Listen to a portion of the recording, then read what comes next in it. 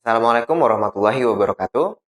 Halo sahabat sekolah med semuanya. Selamat datang di video pembahasan biologi untuk soal dari TO Ambis Warrior bagian yang keempat. Nah, pada kesempatan kali ini kita akan membahas tiga saja ya contoh soal yang kakak ambil dari TO Ambis Warrior bagian yang keempat ini. Oke, untuk mempersingkat waktu kita langsung saja bahas untuk soal yang pertama yaitu soal nomor 4. Pertanyaannya seperti ini. Hewan aselomata dicirikan dengan titik-titik. Nah, untuk menjawab soal ini berarti kan kita harus paham dulu ya, apa sih yang dimaksud dengan aselomata.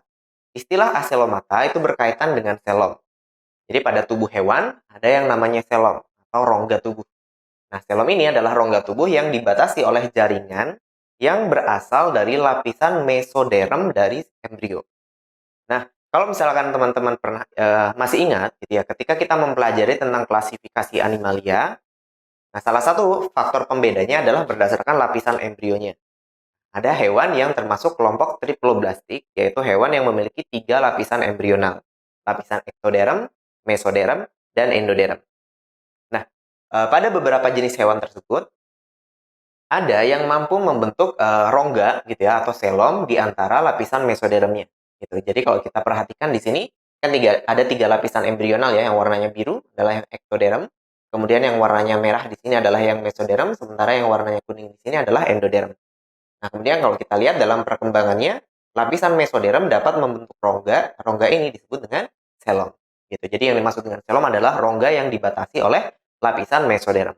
Berdasarkan keberadaan selomnya, maka hewan triploblastik dibedakan menjadi 3. Ada aselomata, kemudian ada pseudoselomata, dan ada selomata atau euselomata. Aselomata adalah hewan triploblastik yang tidak memiliki selom. Jadi kan A artinya tidak ya, tidak memiliki selom.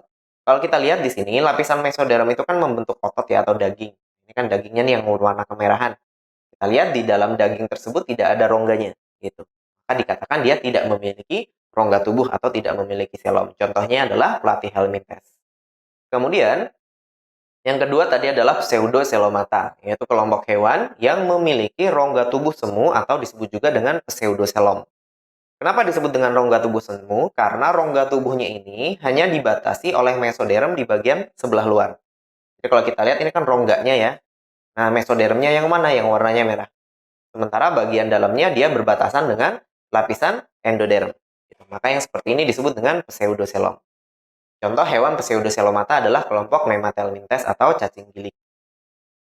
Sedangkan kelompok yang ketiga adalah selomata atau lebih lengkapnya disebut dengan euselomata, adalah hewan-hewan yang memiliki rongga tubuh sejati atau selom yang sejati. Kita lihat di sini ya, selomnya atau rongga tubuhnya itu langsung dibatasi oleh mesoderm baik di sebelah luar maupun di sebelah dalam.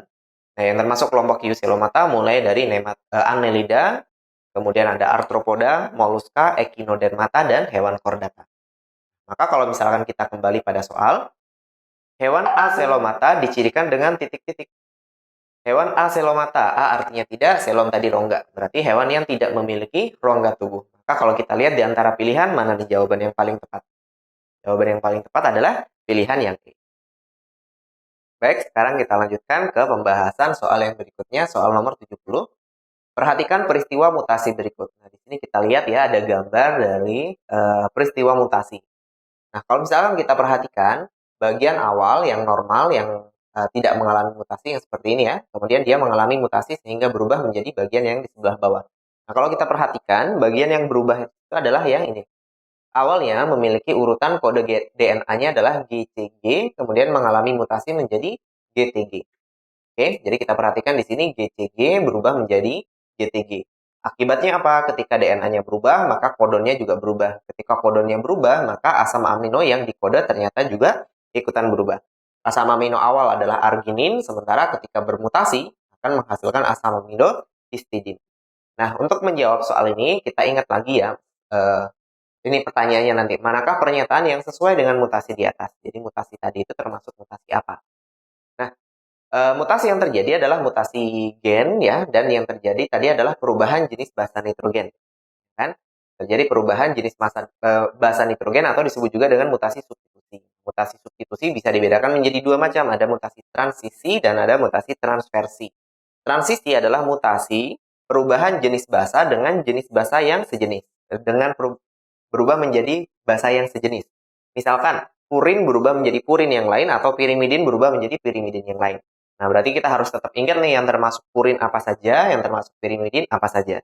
Berarti ketika A berubah menjadi G atau sebaliknya, kemudian T berubah menjadi C atau sebaliknya, itu yang kita sebut dengan mutasi transisi. Ya, sesama kelompok basa. Sementara untuk yang mutasi transversi adalah perubahan jenis basa dengan basa yang berbeda jenisnya, berbeda kelompoknya. Misalkan basa purin berubah menjadi pirimidin atau sebaliknya. Jadi ketika ada adenin atau guanin berubah menjadi timin atau sitosin dan sebaliknya, maka itu disebut dengan mutasi transversi.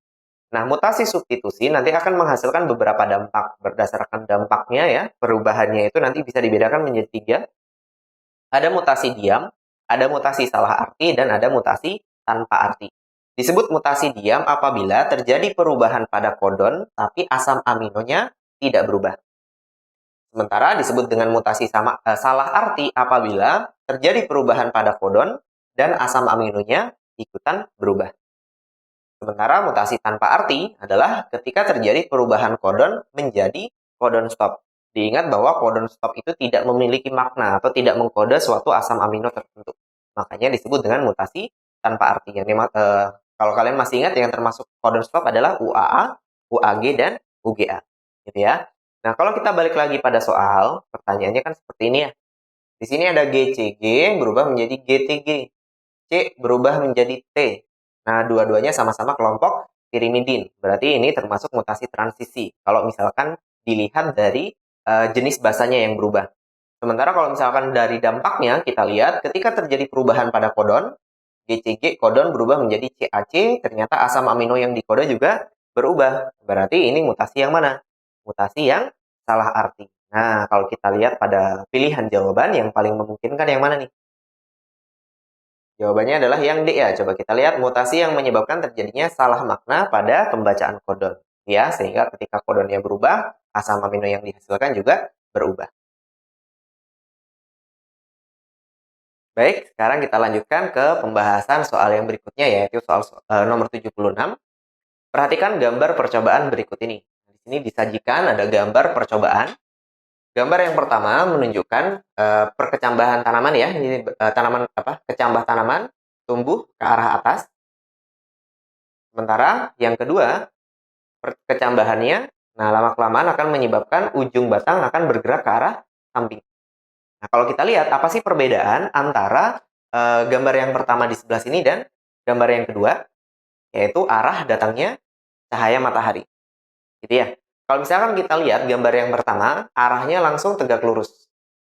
Sementara gambar yang kedua, cahaya matahari datang dari salah satu sisi saja. Nah, akibatnya apa? Ketika kita lihat di gambar yang pertama, saat cahaya matahari itu tegak lurus, maka jumlah auksin akan seimbang. Sehingga pemanjangannya seimbang, tunas, tumbuh, lurus. Sementara kalau gambar yang kedua kita lihat karena dia cahaya matahari itu datang dari salah satu sisi saja ya. Akibatnya nanti akan ada bagian yang terang, ada bagian yang gelap. Nah, ketika ada bagian yang terang dan bagian yang gelap akan menyebabkan auksin bergerak ke sisi yang bagian gelap sehingga bagian gelap yang sini ya, maaf. Auksin bergerak ke sisi yang sebelah sini ya, karena gelapnya kan di sini nih. Nah, akibatnya pemanjangannya akan lebih banyak. Gitu. Pertanyaannya, manakah pernyataan yang sesuai untuk menyimpulkan hasil percobaan tersebut? Ini kan berkaitan dengan hormon auksin. Nah, kita ingat sifat-sifat dari hormon auksin. Auksin adalah hormon yang dihasilkan di bagian ujung batang, jadi semakin dekat dengan ujung, jumlah auksinnya semakin banyak. Kemudian fungsi dari auksin salah satunya adalah memicu terjadinya pemanjangan sel. Ya, ketika jumlah auksin banyak, maka sel-selnya akan lebih panjang. Gitu. Nah, sifat lain dari auksin adalah auksin akan rusak ketika terkena cahaya. Kan? Berarti dapat sifat dari auksin ini dapat kita gunakan tadi untuk menjelaskan tentang hasil percobaan ini. Ketika ada cahaya mataharinya tegak lurus, berarti kan jumlah auksinnya seimbang. Maka semua sel di sini panjangnya sama. Sementara kalau cahaya matahari hanya datang dari salah satu sisi saja, maka bagian yang terang sedikit auksin, bagian yang gelap banyak auksin. Akibatnya yang bagian gelap sel-selnya jadi lebih panjang. Berarti kalau misalkan kita lihat ya di antara pilihan, mana nih penjelasan yang paling sesuai? Kalau yang A, auksin merupakan hormon tumbuhan yang disebarkan melalui pembuluh floem. Itu tidak dijelaskan oleh hasil percobaannya ya. Kalau tunas apikal menghasilkan auksin yang menyebabkan pemanjangan batang. Kemudian ini kan tidak apa namanya? Tidak ditunjukkan oleh hasil percobaan tadi. Kalau percobaan tadi kan membandingkan antara yang eh, cahaya mataharinya tegak lurus dan cahaya matahari yang datang dari salah satu sisi saja. Berarti kan berkaitan dengan cahaya terhadap auksin nih, pengaruh cahaya terhadap auksin. Kalau pilihan yang C, aktivitas hormon auksin akan terhambat oleh cahaya yang berlebihan. Nah, ini bisa jadi ya. Jadi ketika ada cahaya, bagian yang terang tadi kan auksinnya sedikit, sementara bagian yang gelap auksinnya banyak. Gitu. Jadi jawaban yang paling tepat adalah yang C. Kalau yang D, kita lihat salahnya di mana nih? Ujung batang tumbuhan menghasilkan auksin yang menyebabkan pembelokan. Salah ya. Jadi yang menyebabkan pembelokan kan bukan gara-gara ada auksinnya, melainkan karena auksinnya tersebar secara tidak merata antara bagian yang terang dan bagian yang gelap. Tumbuhan akan tumbuh lebih cepat dengan penambahan hormon auksin, ini juga tidak ditunjukkan oleh hasil percobaan tadi. Oke, jadi penjelasan lebih lengkapnya seperti ini tadi ya. Kalau kita lihat gambarannya, ketika cahaya datang dari arah sini saja, maka bagian sini terang. Nah, bagian yang terang yang terkena cahaya atau terpapar cahaya, jumlah auksinnya sedikit. Sementara bagian yang gelap, auksinnya banyak. Diingat bahwa auksin akan memperpanjang sel. Maka sel-sel di tempat yang gelap jadi lebih panjang dibandingkan dengan sel di tempat yang terang. Nah, dengan jumlah sel yang sama tapi ukurannya berbeda gitu kan. Ini kan kecepatan pertumbuhannya jadi beda ya. Akibatnya yang di sini lebih pendek, yang sini lebih panjang. Maka batangnya akan gitu bergerak membelok menuju ke arah cahaya. Atau bisa dikatakan tanaman ini melakukan gerakan fototropisme. Jadi gerakan fototropisme seperti ini akibat adanya aktivitas hormon auksin yang akan rusak gitu ya atau terhambat ketika ada cahaya matahari. Oke, demikianlah pembahasan tiga contoh soal yang untuk biologi, soal dari Ambis Warrior bagian yang keempat. Semoga bermanfaat dan bisa dipahami. Terima kasih, tetap semangat belajar.